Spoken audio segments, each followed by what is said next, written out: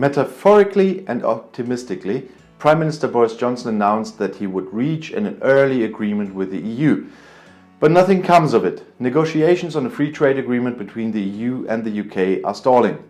It has been 6 weeks since Boris Johnson explained how the Brexit negotiations could go in again. All you had to do was put the tiger in the tank, and then it would take a little bit of oomph. In any case, he sees no reason why it should not be possible to reach a general agreement by the end of July, said the British Prime Minister that time.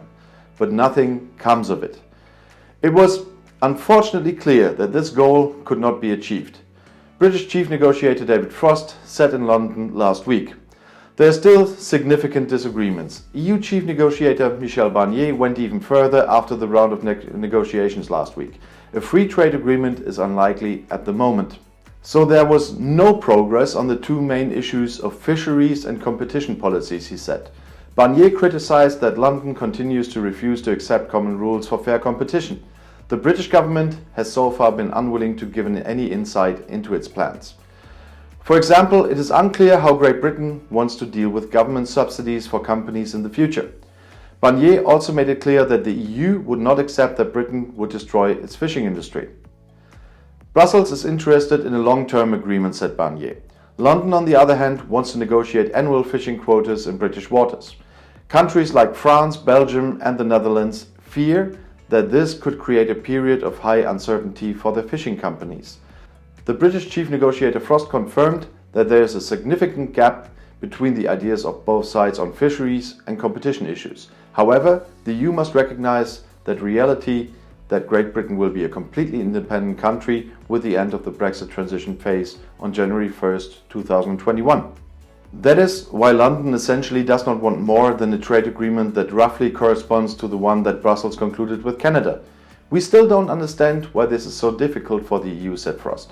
However, progress has been made in relation to the role of the European Court of Justice in future disputes. Frost welcomed the EU's pragmatic approach to approach London on this issue. A model must now be found that regulates disputes. A body is under discussion that could be filled by representatives of the ECJ and the British Supreme Court.